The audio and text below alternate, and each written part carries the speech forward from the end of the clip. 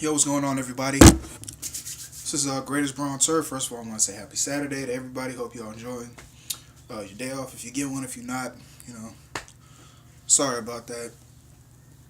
Uh, I'm I know I'm a couple days late on this story, but I just finally just decided to make a video on this because, in my opinion, things are just getting ridiculous. I'm on Twitter, on Bleach Report.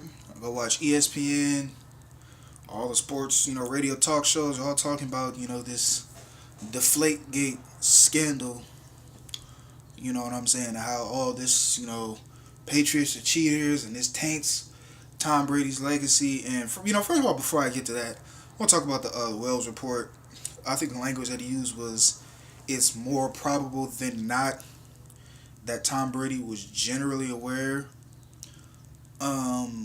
I don't know about you guys, but I'm not sure exactly what generally aware means. You either you know or you don't know. It's one of those things. There's no gray area in that situation. Second, I think Tom Brady knew doggone well that those balls were underinflated. Team equipment managers, they don't.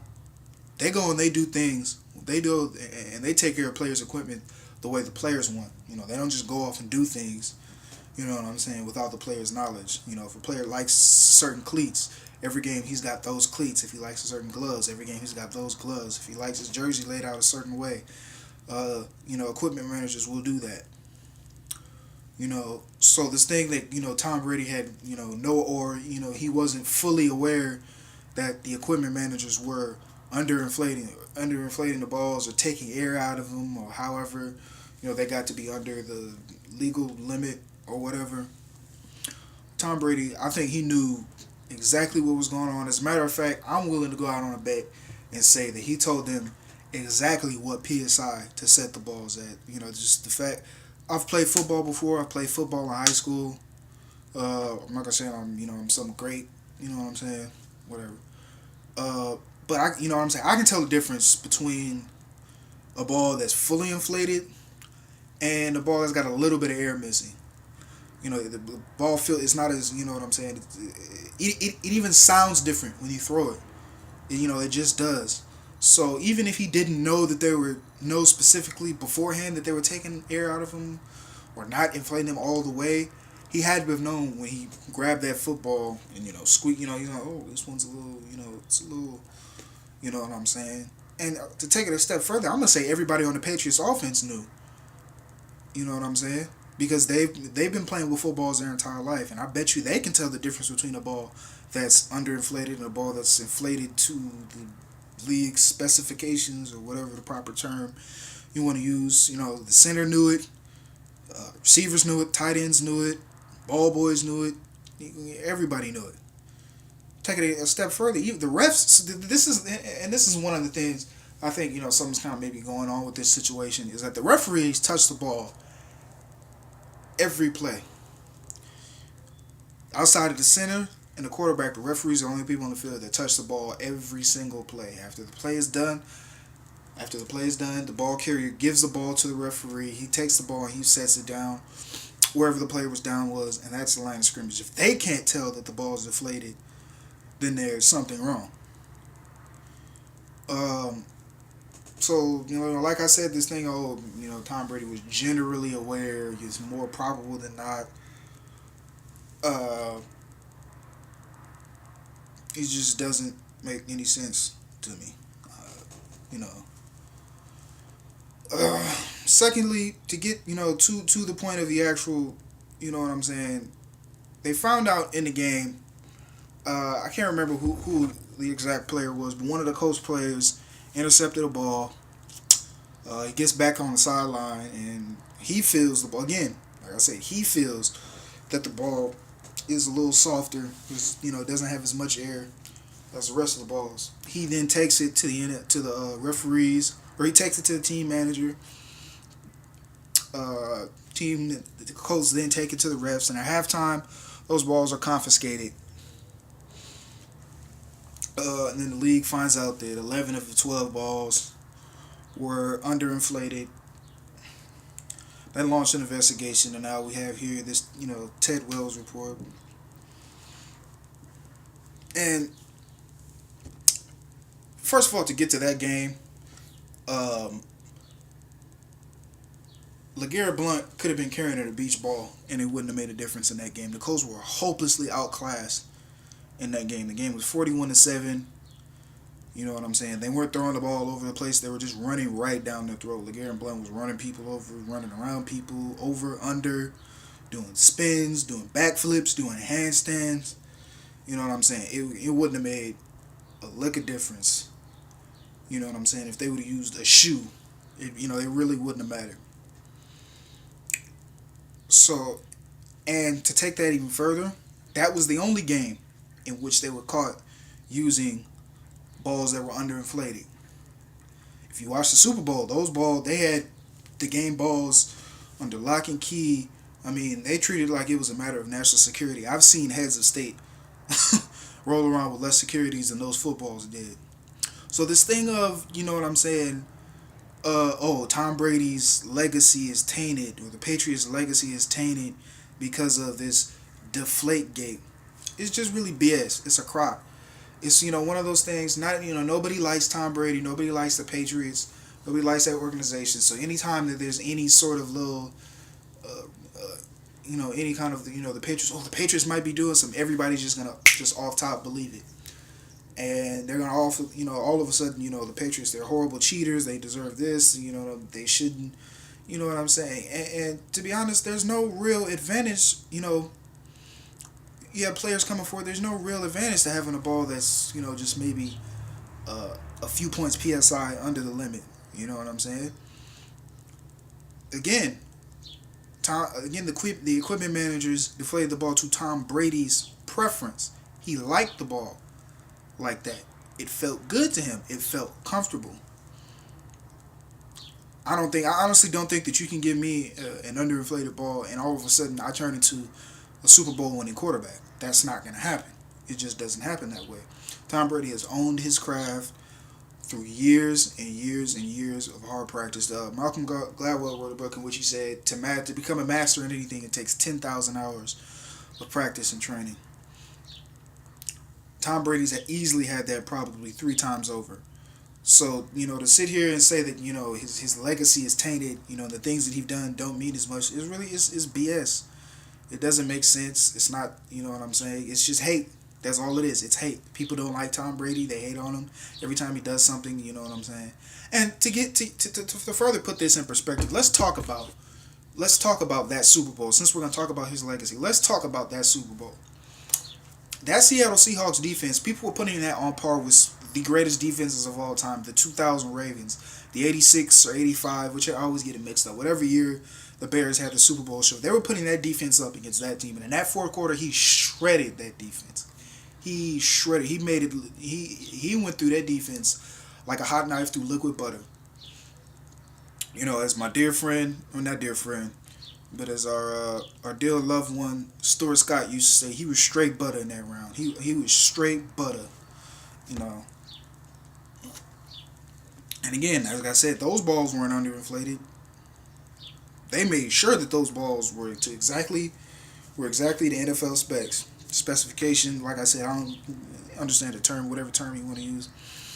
So you know what I'm saying? It doesn't make sense. You know what I'm saying? And like I said, that was the only game that they've been caught using underinflated the ball. You know what I'm saying? I'm not saying that they made sure that they followed up to league policy and that they just tried to maybe get some slide through. I'm not saying that happened. The fact of the matter is that that's the only game that they were. So that's the only game you can say that they cheated in. So everything else that they've done, unless that you have some concrete proof, unless that you have something that says, yeah, this, you know what I'm saying? Yes, they really did this. You can't say anything. You can't say anything. All the detractors have, all the haters have, is a report based off one game. You know what I'm saying? And of course, they have all the text messages between the two equipment managers, and they were saying, Tom the other guy wants his cut, and Tom said this, and Tom said, whatever. You know what I'm saying? When this story first broke, Brad Johnson uh, immediately came out and said, "Yeah, I used to pay a ball boy to scuff my balls for me." Pause. No homo. I'm talking about footballs. You know what I'm saying? And to be honest, you know what I'm saying? I'm not gonna say every team does it, but it wouldn't surprise me if I find out that a few other teams do it. You know what I'm saying? In football, I mean, yeah, in football, you know what I'm saying? The best team is gonna win, and having a ball that's slightly underinflated is not gonna help you to the extent where it's gonna take you, it's gonna put you over the edge. I don't believe that because the Patriots, quite honestly, they lost games this year. You know what I'm saying? If you were gonna cheat to win, why wouldn't you want to win every game? Why wouldn't you? It doesn't make sense to to go out and cheat and then just lose a few because, like I said, they still got caught. They still got caught. So it's not like them losing a few games. You know what I'm saying? Deterred any sort of investigate or distracted everybody, or everybody thought, you know what I'm saying, oh, they lost a few games. It couldn't have been. You know what I'm saying? Just to me, this whole as far as and everybody's saying, oh, how should they be punished? How should you know what I'm saying? Should Tom Brady be suspended? Should there be a fine? Should there be a loss of draft picks? I think it's a crock. I think you just need to congratulate that man and that organization off the great job that they've done over the past 15, 16 years. They've been the Spurs. They've been the San Antonio Spurs of the NFL. You know what I'm saying? They're just consistent success over a prolonged period of time.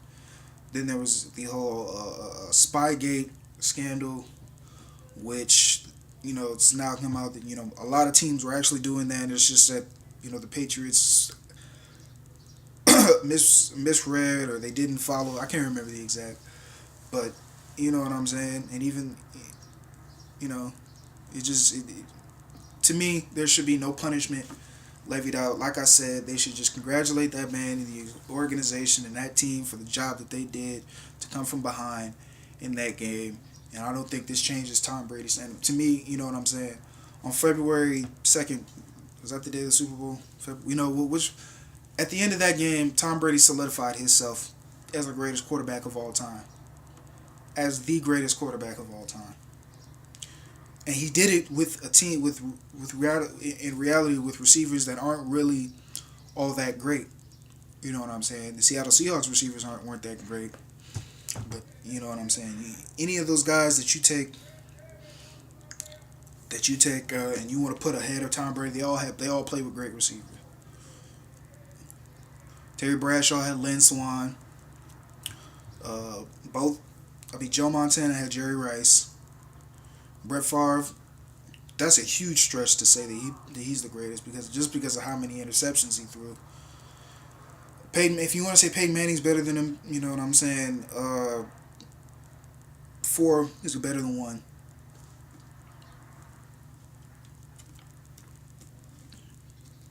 Not only that, Peyton had 2 Hall of Fame receivers for 10 plus years in Indianapolis, and Marvin Harrison and Reggie Wayne. For the most part, Tom Brady has done his work, has put in his work. I'm not going to say subpar receivers, but receivers that aren't great. He's played with guys, Troy Brown, Deion Branch, who else have been his targets over the year? Ben Watson at one point. These are guys that he won Super Bowls with. Yeah, you can say now he has Rob Gronkowski, but Rob Gronkowski is so injury prone, there's no way to tell if he's going to be here one game or the next. And Rob played great in that Super Bowl. And Julian, not to take anything away from Julian Edelman is a tough dude. I like the dude. He took a shot from Cam Chancellor. And, he probably had a concussion. Definitely shouldn't have been playing in that game, but he stuck it out. He said, this is a Super Bowl, last game of the season, can't hold anything back, and gut it out. A real tour de force, a great performance in that game. But if you take Julian Edelman and you put him on another squad, and you ask me, would he produce the same that he is now? No, I don't believe so. Uh, and that's what makes Tom Brady great, is that, he hasn't had a stellar receiving core around him. He's made the guys that are on his team look better. He's made them look. He's made them look better. He's turned them into winners. He's turned them into champions. And that, aside from all the yards that he's thrown and all the touchdowns and any records he might have in the Super Bowls, that is to me what puts him over the top. It's his ability to take guys that really you wouldn't really think are all that great, and take them to a higher level and allow them to play. That's my opinion. So, like I said, in my opinion, whatever happens, the NFL, they're probably gonna, levy some sort of punishment out. However serious, or the degree to what it is, we'll see. But to me, in my mind, it's a crock. It's BS. Let them, just let them have their moment in the sun. And if anything does happen, Tom Brady's still the greatest quarterback of all time, bar none, hands down. It's not debatable. It's a 3-O's body bag. Uh, so this is Greatest Bro on Turf signing out. Like the video, subscribe to the channel. I know you guys probably have something to say. So if you want to say something, go ahead and say it in the comments, or you can hit me up on Twitter at GreatestBroLA. Signing out.